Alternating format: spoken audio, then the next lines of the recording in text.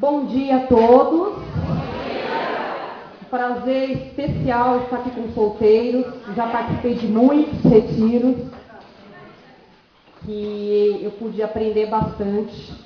E como o Edson falou, nós vínhamos conversando no carro e ele falou sobre a chuva.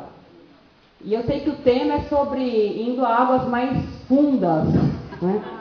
Eu falei, tem água mesmo, é para ir para água bem funda, porque o que caiu de água, gente, vindo de São Paulo não parou em nenhum momento a chuva. E eu pensei, o que Deus quer comunicar com todos nós hoje? Né? Então eu sempre penso, o que Deus quer falar comigo? Quando alguém fala sobre algum assunto, porque eu sei que Deus está se comunicando sempre, através de pessoas, através de coisas, de situações. Então, isso para mim é o que me faz realmente continuar servindo esse Deus maravilhoso. Então, deixa eu explicar. Nós vamos ter duas partes aqui. Eu vou falar sobre a questão psicológica em alguns assuntos, que alguns aqui de São Paulo gostariam que fosse abordado, porque tem se falado muito sobre isso aí fora, né? Muito. Que é sobre a autoestima, o medo e a depressão. Eu vou falar sobre esses três assuntos, mas eu já quero dizer que eu não vou aprofundar, porque é muita coisa. Tá? Vai ser bem raso, porque é muita informação, muito conteúdo. É mais um tópico assim para vocês saberem um pouco a respeito desse assunto. Porque o mais importante não é a minha parte. É a parte espiritual que meu marido vai falar. Essa é a parte mais importante. Que ele vai consolidar junto com o que eu vou falar. Tá? Então eu vou falar primeiro sobre um assunto e ele vem e fala sobre a parte espiritual, em cima daquele assunto. Tá bom? E eu espero que vocês possam refletir bastante. Então, como eu falei, que Deus deu a chuva não é por um acaso, que a gente pode ter mais convívio, aprender mais um do outro, refletir o que você vai ter falado, refletir para si mesmo e para o outro também. Né? Então tá, eu vou falar sobre algumas abordagens psicológicas no assunto autoestima. Então, aqui é sobre a definição. O que é a autoestima? Ela é uma avaliação subjetiva, ou seja, somente sua. Só você sabe sobre isso. O que está aí dentro de você. É bem subjetivo. Que uma pessoa faz de si mesma, como sendo intrinsecamente positiva ou negativa em algum grau. Então, você pode positivamente ser muito positiva em alguns aspectos e também negativa em outros aspectos. Também é uma proficiência, ou seja, o que é isso? É quando você faz muito bem alguma tarefa. Você faz da melhor maneira aquela tarefa, aquele trabalho. E competência em ser a pessoa que se é, gostar de si, acreditar em si e dar valor a si próprio.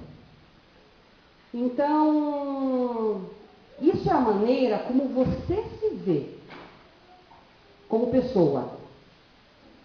Você, né, tem se amado verdadeiramente. Você gosta de você mesmo. Porque eu me amo. Amém. Primeiramente, né? Eu me amo. Mesmo antes, meu marido me achava muito feia. Fala a verdade aqui. Muito feia. Não tinha instrução nenhuma. Então, mas eu me amava assim mesmo. Não importava. Porque eu estava tão feliz com Deus que o que eu queria era só ser de Deus. Né? Então, isso não me pegou. Então, assim, tem a ver também eu vou falar mais na frente, mas tem a ver com a sua vida que você tem trazido. Tem muito a ver com a sua vida. Então, eu particularmente, eu sempre fui uma pessoa mais positiva. E isso, Deus, né? É Deus que dá as coisas para nós, né? De forma para você trabalhar aquilo em você. Obrigada. Que por um outro lado, né? Vendo as coisas positivamente, você olha muitas coisas sob outro prisma, né? Então, assim, William James é um autor. Ele define o si mesmo. Já ouviram falar do self? Quer dizer si mesmo. Como sendo o conhecimento que o indivíduo tem de si próprio. Então, assim, o quanto você se conhece mesmo? Ou você foge de você algumas vezes? Às vezes a gente quer fugir de nós mesmos. Parece que não, mas a gente foge. Verdade? Do que você é, do que você tem. Né? Então, eu acho que essas perguntas a gente faz para nós mesmos. Então, eu busco sempre refletir, na verdade, eu busco sempre me autoanalisar como pessoa, né? Como uma cristã, uma serva de Deus. Eu procuro muito me autoanalisar e saber qual motivo me faz pensar assim ou ser assim. Então, sempre perguntando para você mesmo. Então, alguns conceitos. Já ouviram falar da autoestima elevada, não é isso? Então, essa autoestima elevada é aquele nível mais alto, tá? Que ele pode ser ostentado por narcisismo. O que é o narcisismo? É aquele que fala assim, ó, eu sou o cara. Tipo aquela madrasta lá, espelho, espelho meu, quem é mais linda do que eu não existe. Não existe mais forte, mais tudo do que eu. Então, essa pessoa é narcisista. E também agora a autoestima baixa. Vocês já ouviram falar? É quando você deprecia a si mesmo. Como que você vai se depreciar? Você desvaloriza a mercadoria aqui, né? Pode desvalorizar a mercadoria. Porque Deus, Ele fez a gente muito interessante. Né? Diferentes pra caramba, mas assim, uma diversidade incrível de Deus. Então, isso é poder depreciar você mesma. Né? Você não se perceber quem você é, o que você tem como pessoa e valorizar isso. E esses dois conceitos, o que acaba acontecendo? Ele vai mostrar um desequilíbrio na vida. Né? Então, internamente, se você está mais para um ou mais para outro, isso estará em desequilíbrio. Né? Então, até a palavra de Deus diz sobre o equilíbrio, né? Que Ele não nos dá um espírito de covardia, mas de amor, de poder e equilíbrio. Então, Deus já tinha pensado sobre isso para todos nós, sobre o equilíbrio. Então, outros componentes também que são interligados à autoestima é a autoimagem. Já ouviram falar? Então, é a imagem que o indivíduo faz de si mesmo, boa ou ruim. É o que já tinha falado. Como que você se vê? Né? Tem também a autoconfiança, que refere-se à competência pessoal, capacidade de fazer ou realizar algo. Então, tem gente que é mais confiante, né? Tem isso daqui, ela é muito mais autoconfiante para fazer as coisas. Então, por quê? O que acontece? Cada um é cada um aqui. Ninguém é igual a ninguém. Porque Deus, Ele fez a gente com uma perfeição. Né? E você pode pensar, mas por que Deus me fez assim? Eu sempre penso que Deus me fez assim para a honra e glória dele. Né? Então, não importa. Né? Não importa a questão da autoimagem, a autoconfiança. Importa que realmente você vê que Deus fez em você um trabalho incrível. Se a gente for ver várias escrituras em Salmo 139, se você ler, se você quiser anotar, Salmo 139, fala que ele fez a gente de forma admirável. Então, cada um é admirável da forma que é. Não importa. E também a autoaceitação. Que isso? É uma aceitação incondicional. Que você se aceita de qualquer jeito. Não importa. Não é verdade? Então, tem a aceitação profunda de si mesma. Isso são as águas que você vai mais profunda. Quando você vai dentro de si mesma. Em suas próprias fraquezas. Então, porque a gente precisa nos aceitar no que a gente tem de forte e no que a gente tem de fraco. Né? Ninguém aqui é o incrível Hulk, não é verdade? Então a gente tem coisas que nós somos mais fortes e tem coisas que nós somos mais fracos. Então, convivendo com meu marido, a gente percebe muita diferença entre nós. O que ele tem de força e o que eu tenho de fraqueza e vice-versa. Um completando o outro. Porque ninguém é igual. Né? Então, ela está diretamente relacionada com nossos relacionamentos, desde a infância.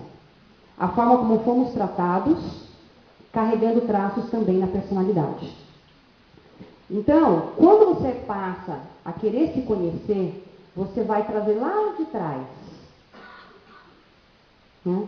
Como que eu fui, né, tratado pela minha família, como foi para mim isso, como foram meus relacionamentos entre os colegas, os amigos, como está sendo agora meus relacionamentos. Por isso que a autoestima está ligada diretamente também com você e Deus. E se a gente se relaciona com Deus, se a gente está num forte relacionamento com Deus, a nossa estima, lá em cima. Não tem como. Não tem como ficar com a estima embaixo. Lá em cima, que eu digo assim, no equilíbrio. Né? Não lá em cima assim, eu sou todo, né? Não assim.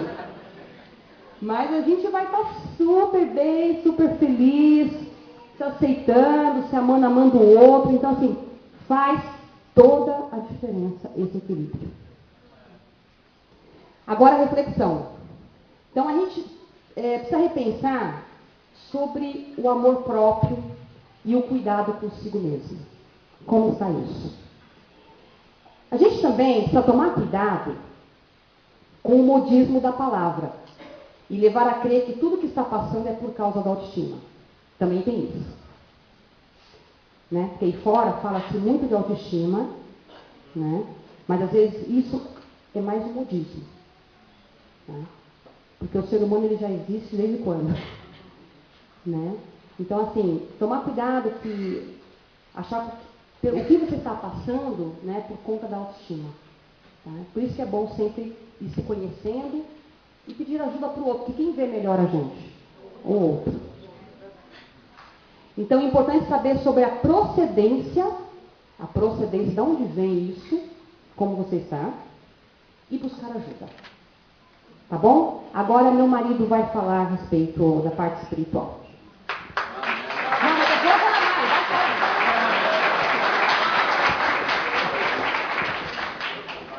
Bom dia, irmãos. Perdão pela demora em chegar, demoramos 4 horas, mas graças a Deus chegamos bem. E pensando sobre a autoestima, na verdade, assim, eu tinha muitos valores errados no meu coração que eu trouxe do mundo, né, de aparência, mas na verdade a minha autoestima normalmente sempre foi muito baixa. E graças a Cristo que eu tenho elevado a minha autoestima. Eu gostaria de compartilhar com vocês um pouquinho sobre uma pessoa que tinha tudo para ter uma autoestima muito equilibrada e, na verdade, ele tinha uma autoestima muito baixa. Então vamos orar só rapidamente. Senhor, muito obrigado por podermos conhecer a Tua Palavra e que Teu Espírito Santo fale com cada um de nós para que realmente hoje de manhã nós possamos ir a águas muito mais profundas no relacionamento com o Senhor e entre cada um de nós. Pai, usa a cada um de nós para chegar perto do Senhor. Eu te agradeço, em nome de Jesus. Amém.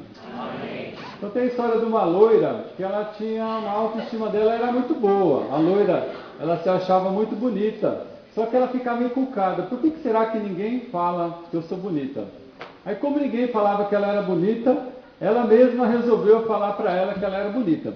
Ela estava na casa dela e pegou e desligou o telefone. Tirou do gancho, né? O telefone começou a falar tu.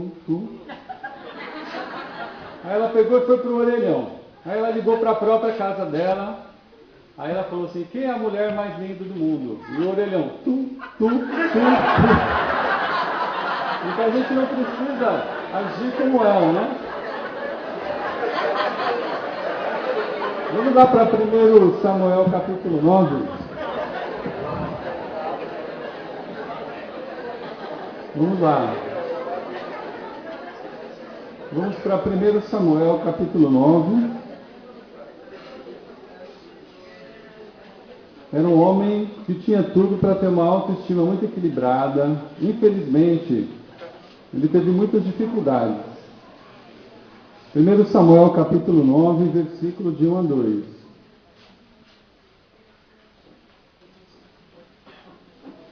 E fala assim: havia um homem de Benjamim, rico e influente, chamado Quis, filho de Abiel, neto de Zeror, bisneto de Becorate e trineto de Afia.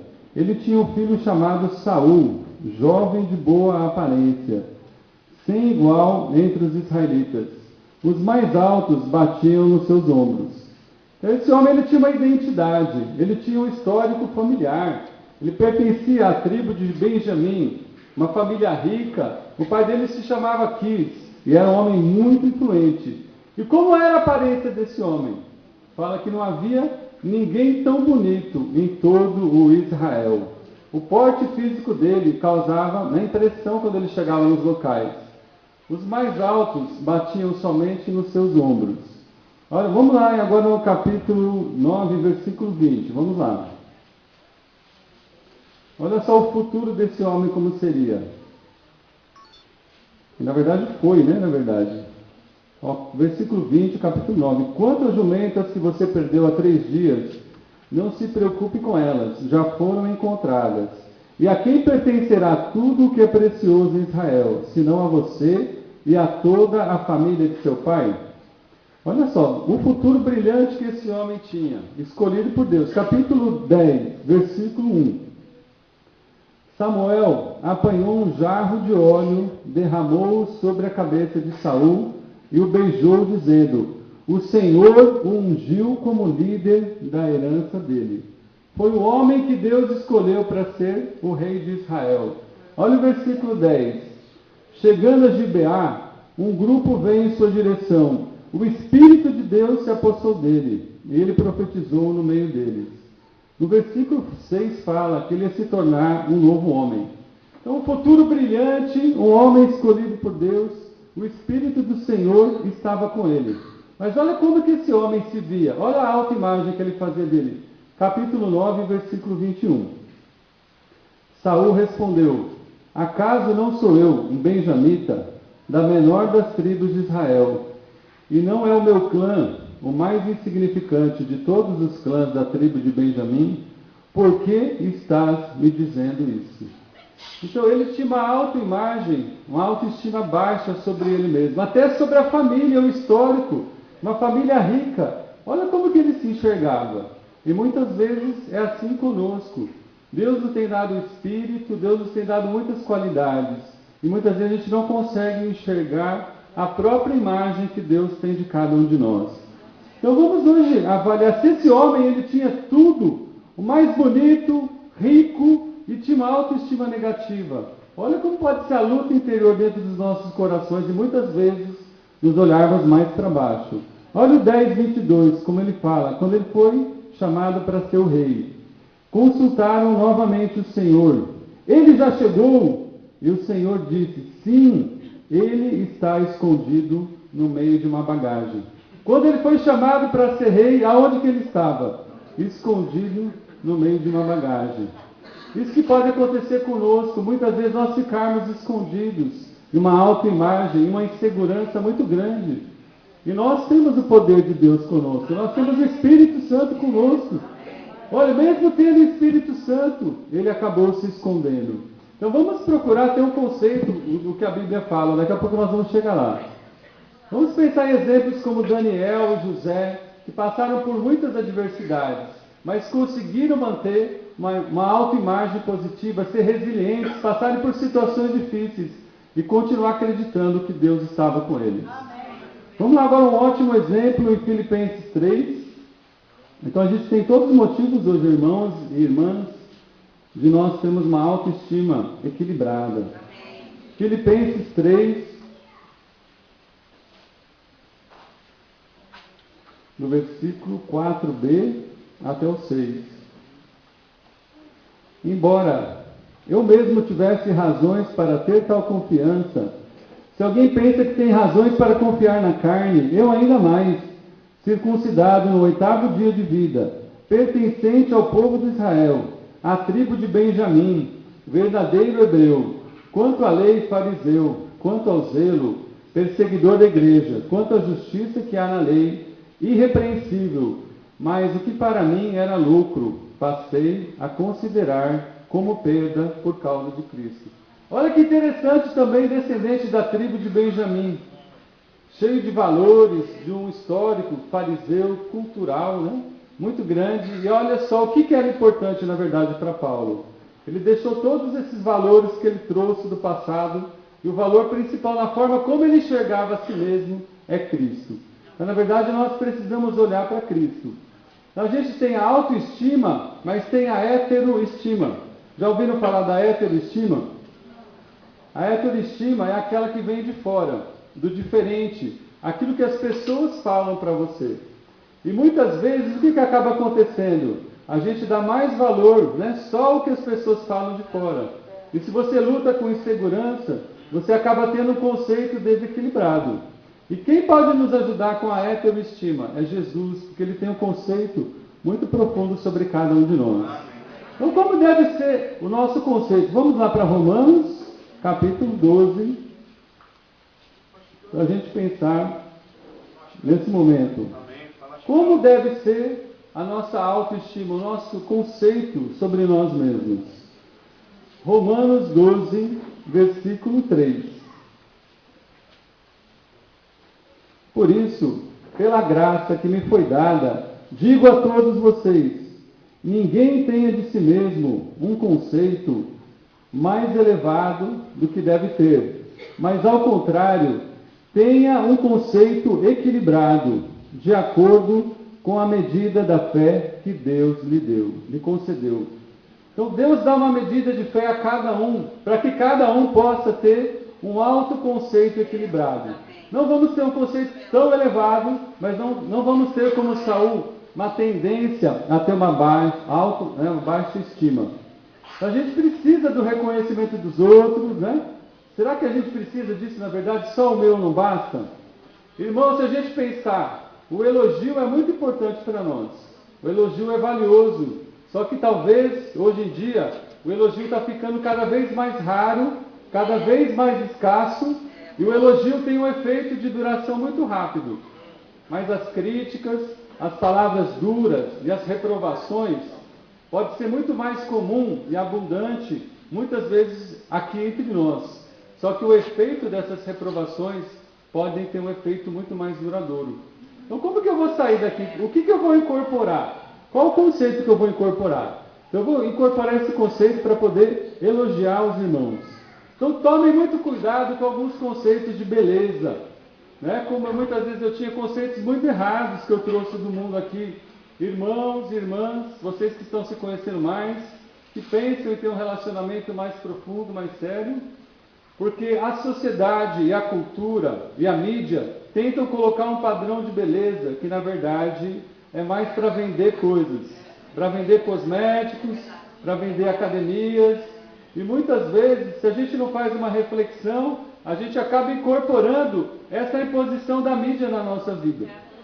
Né? Por que muitas, né, não estou fazendo nenhuma crítica, elas não vão se sentir ofendidas, mas talvez muitas pessoas, né, muitas mulheres gostam de ser loiras.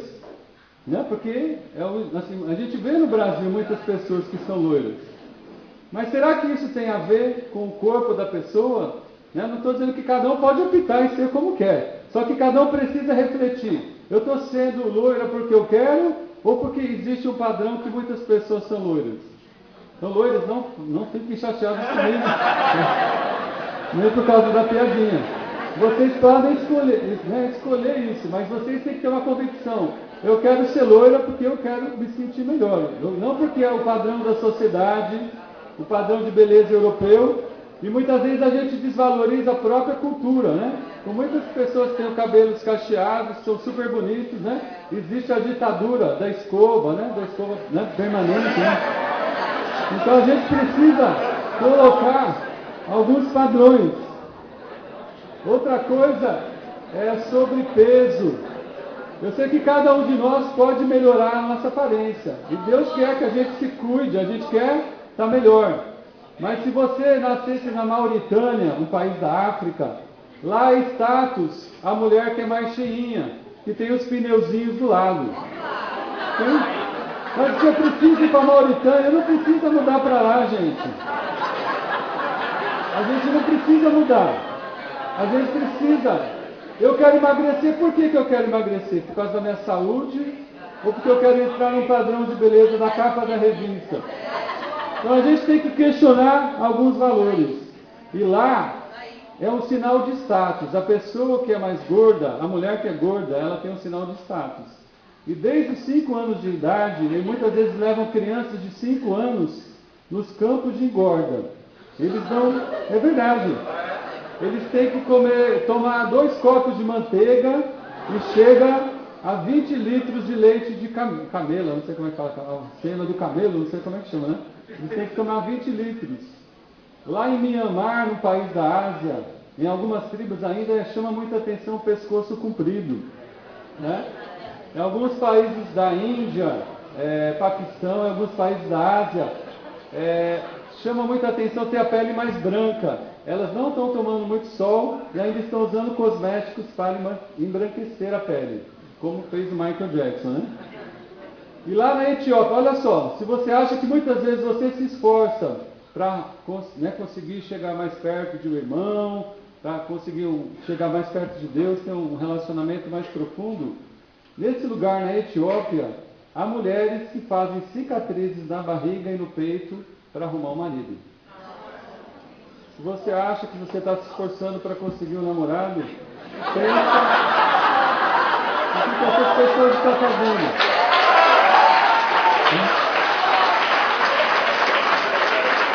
Então, irmãos, essas coisas têm que cair por terra, alguns conceitos sobre intelectualidade, né? Tem irmãos que não queriam namorar com as irmãs porque não tinha faculdade. Todo mundo pode, isso não pode ser um pré-requisito para nós escolhermos as pessoas que vão estar do nosso lado, mas sim quem está do lado de Deus. Então não vamos desvalorizar a nossa própria cultura, o nosso relacionamento com Deus e incorporar valores do mundo na nossa vida. Né? E a nossa vida não pode girar naquilo que falta. Então não estou tendo um namorado. Minha vida não pode girar em torno disso. Isso tem que ser uma consequência. Então minha autoestima tem que ser elevada por causa de Jesus Cristo. Então para terminar essa parte, vamos ler só o Salmo 139. Vamos valorizar que Deus nos criou dessa forma. Salmo 139. Sinta-se amado e valorizado por Deus, porque Cristo, Ele morreu por sua causa. Se tivesse só você no mundo, Jesus teria vindo e morrido por sua causa. Amém? Amém? Salmo 139, 13 e 14. Tu criaste o íntimo do meu ser e me teceste no ventre da minha mãe. Eu te louvo, porque me fizeste de modo especial e admirável. Tuas obras são maravilhosas, digo isso com convicção. Você é maravilhoso. O irmão, homem de Deus, você é maravilhosa, minha irmã de Deus. Se valorize e sinta-se amada, e com essa alegria você vai contagiar muitas pessoas. Amém.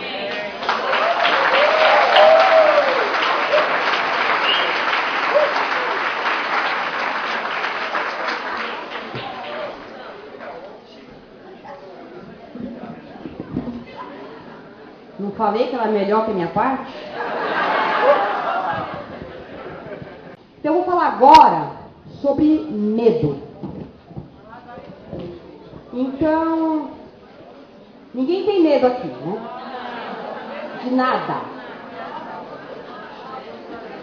Então vamos lá, vamos definir o que é isso. Então, medo. O que é o medo? Um sentimento de inquietação, de apreensão em face de um perigo real ou imaginário. Tá? É um receio, um temor, horror, pânico. Tá?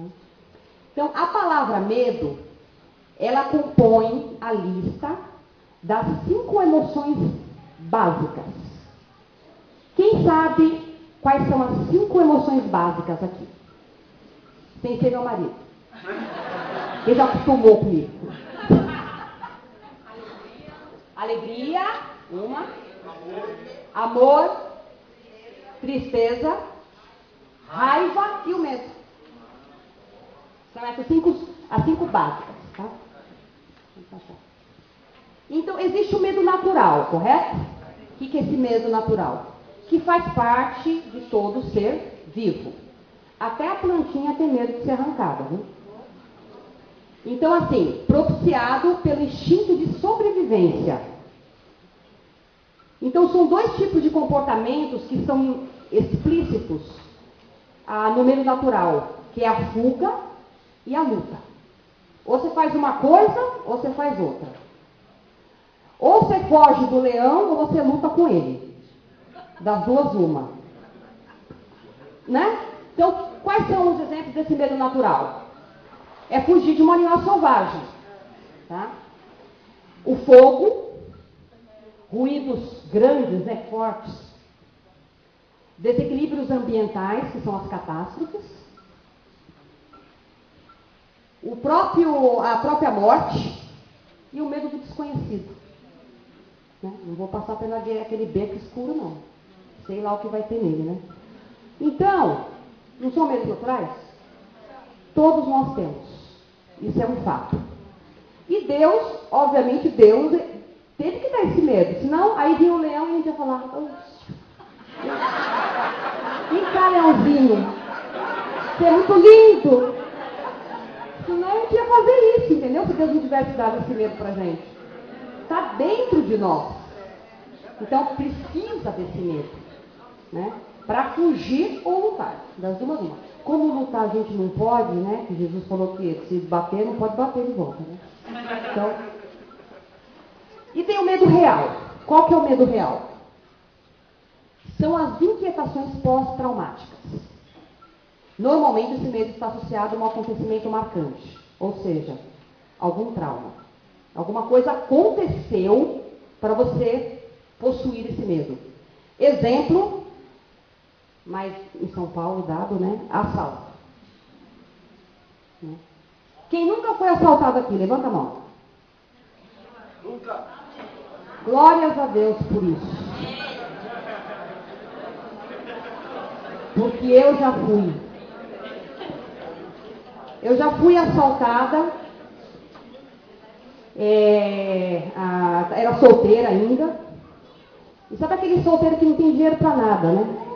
Não anda com dinheiro. Aí eu estava na casa de uma irmã e era um domingo de manhã. Aí nesse domingo de manhã, saí da casa dessa irmã, não tinha dinheiro para pegar ônibus.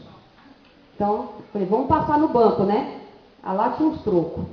Passar no banco, passei no banco meio-dia. Aí entrei no caixa eletrônico, aí tô lá Aí entra um rapaz bem vestido, bem arrumado, né? Também desconfia, né?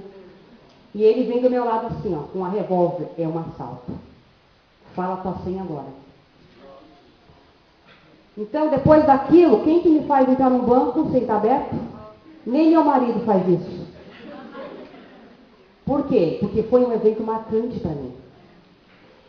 Então, eu acho que isso, aí, como está lá, ó, teme o lugar da ocorrência. Então, eu temo qualquer banco que eu vou de final de semana ou fechado à noite. E voltar de ser a vítima, voltar de ser a própria vítima novamente. Né? Então, isso é um medo que é real. Né? Falar em público. Quem tem medo de falar em público, levanta a mão. Ah, pouquinho, quase todo mundo. Então, por que será que a gente tem medo de falar em público? Né? Então, isso também você deve se investigar você mesmo. Por que eu tenho medo de falar em público? Né? Muitas vezes, por ser ridicularizado. Né? Ou por não saber falar. Ah, acho que eu não sei falar. Né? Então, existe esse medo também. Até tem cursos para falar em público. Né? Agora, o medo imaginário. O que é o imaginário? São os falsos sentimentos. Pois ainda não aconteceram, mas já vivem na mente, como se fossem reais. Aí que é o perigo. Esse medo aqui, ó, é o mais perigoso que tem. Então, você tem vários sentimentos dentro de você. Aquela coisa nunca aconteceu com você. Mas na sua mente, você acha que ele é real. Então, este, como fala, ó, é o mais prejudicial dos medos. Pois como ter medo de algo que ainda nem aconteceu? Como é que pode isso? Né? Bom, vamos dar alguns exemplos. Medo de não ser aceito. A gente estava falando aqui, né? Aparência, né? Status, poder aquisitivo e assim vai. Ah, eu acho que aquela pessoa, ela não vai gostar de ter relacionamento comigo. Né? Eu tenho cabelo cacheado, então não vai gostar. Ou eu tenho cabelo muito liso. Para as mulheres é assim, né? Ou eu estou mais cheinha, ou eu estou muito fina. Então assim, medo mesmo de não ser aceito.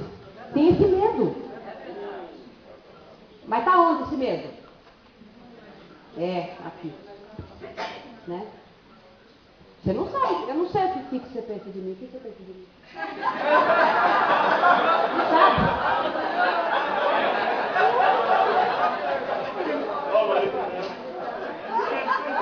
Melhor assim que você não pensa nada. Então assim, também ó, sentimento antecipado, ó lá. Angústia de não arrumar um namorado ou uma namorada. Esse sofrimento antecipado é duro. Então, olha só. Muitas vezes você pode ter sentimento e sofrer antecipadamente. O príncipe talvez vai chegar daqui a 10 anos, mas tu está sofrendo já. Né? Já sofre com o negócio. E também já ouvi falar da síndrome do pânico, né? Eu tive. Teve. Você sabe o que é então? Terrível. Terrível. Eu também já tive. Terrível. Quando eu estava estudando, trabalhando, meu marido que sabe como foi difícil para mim. Mas eu fui para Deus. Eu consegui. 2 aqui, ó. Amém.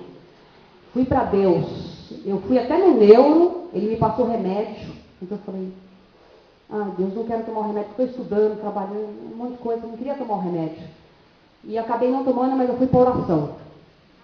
Fui para oração e Deus foi, aos poucos, com a ajuda maravilhosa do meu marido, que foi muito paciente, muito amoroso comigo, me ajudou muito. O irmão de outra igreja falou que procura Deus, ele vai te salvar.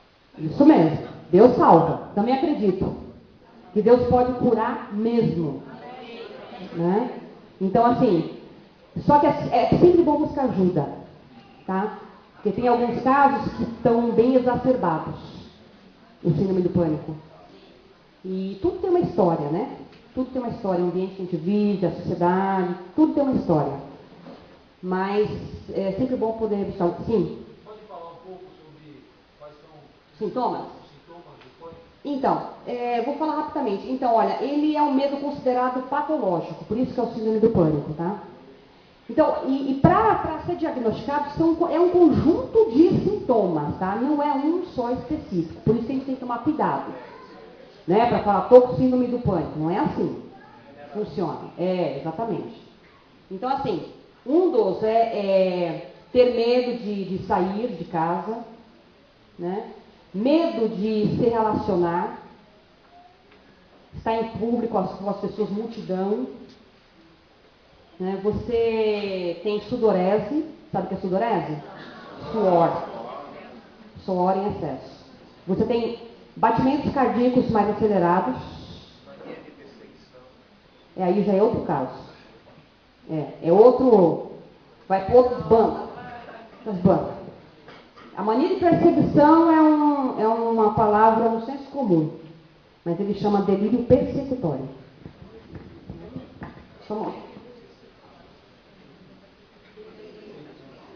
Delírio.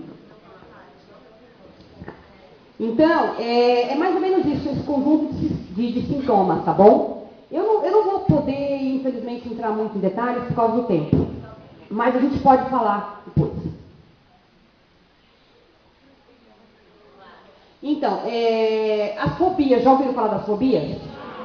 Então, é um medo exacerbado, pavor de se deparar com algo, uma situação. Barata, a mulher. Homem também? Barata? Nossa, achei que não.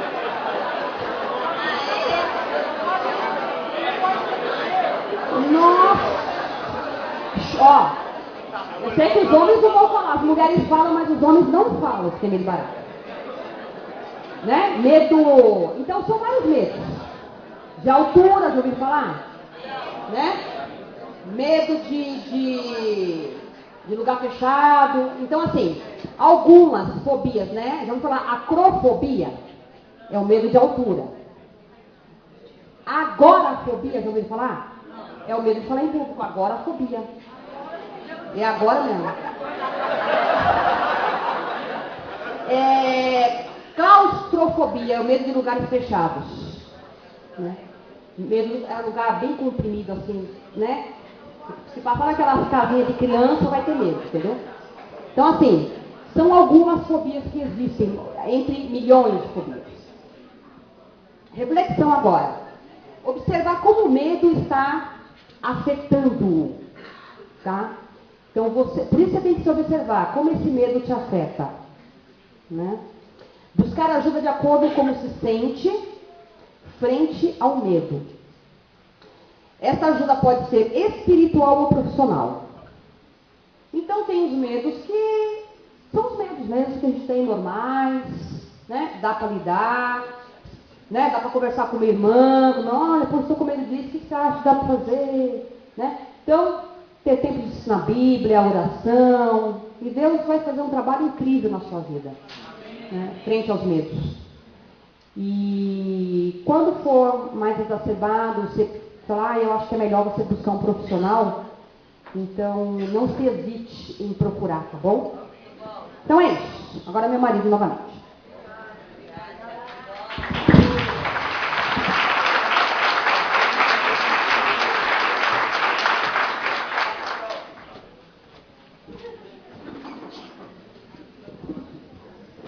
Bom, irmãos, assim, o medo de falar em público sempre foi muito forte para mim. Quando eu cheguei aqui na igreja, eu não conseguia falar com as pessoas. Quando eu chegava perto, meu coração batia mais forte e eu já ficava vermelho. Eu fui batizado, durante 3 bate-papos eu não conseguia abrir a boca num pequeno grupo. Assim, Deus tem feito uma transformação a cada dia na minha vida. Eu sei que ainda para mim é difícil hoje em dia estar aqui na frente, mas assim, Deus tem me dado forças para enfrentar esse medo. Então, eu quero encorajar cada um de vocês a acreditar que vocês podem vencer muitos medos que vocês têm dentro de si. Mesmo medo de namorar aqui na igreja, será que vai dar certo? Assim, não tinha tido namorada ainda, né, quando eu tinha chegado na igreja. E assim, muita timidez, né, muito medo de me relacionar.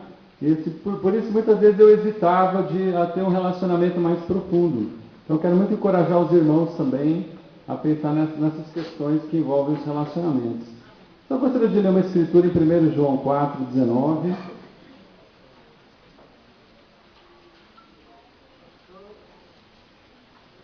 1 João 4, 19. Desculpa, 18.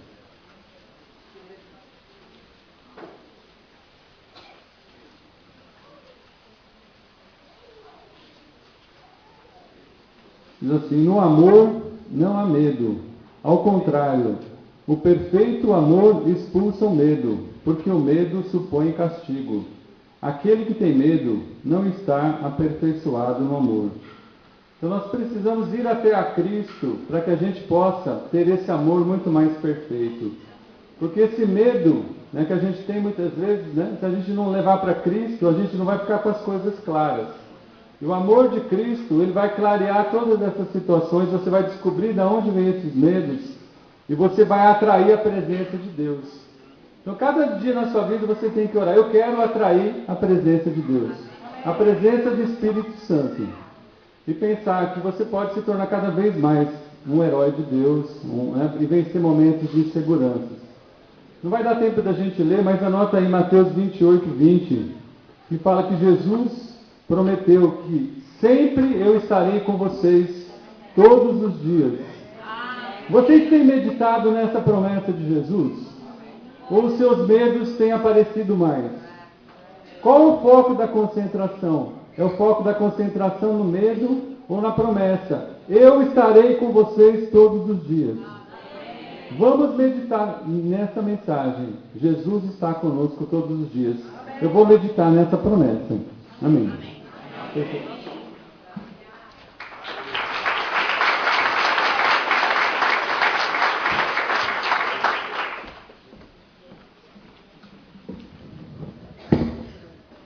Bom, o último que eu vou falar agora. Estão gostando? Se não gostar, vai ouvir do mesmo jeito. Está todo mundo aqui mesmo? Bom, depressão. Eita! Depressão, o que é, né? O que tem falado mal do século, né? Então, infelizmente, tem se manifestado em 10 a 20%. Nos adultos, eu estou falando só, viu? Fora crianças, adolescentes, que tem manifestado. Então, a depressão, ela é uma doença, tá? Da alma. Isso que é terrível. Não é a doença que você vai lá, faz a cirurgia e acaba. Né? Aquela dor, você tá e acaba. Ou arranca um dente, beleza. É na alma. Então, só quem passa é que sabe. Né? Por isso a gente fala assim, eu sei que algumas pessoas falam assim: mas a minha irmã tá assim, ela tá com ciricutico, né? Ela tá, como é que fala aquela palavra? Frescura. Isso, com frescura. Alguns amigos falam, a família, que é frescura, né? Então, assim, tem que tomar cuidado com isso.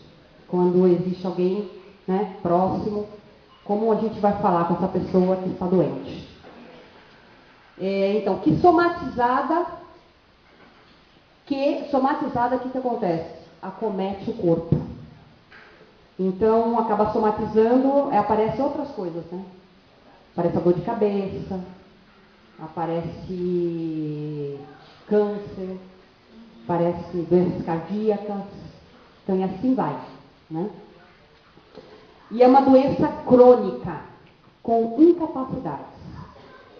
Ou seja, se algo está atingindo você, sabe, da sua rotina normal de vida, se alguma coisa está afetando, se você não está conseguindo ter essa rotina normal, é porque tem alguma coisa errada. Você deve procurar saber o que é. Tá?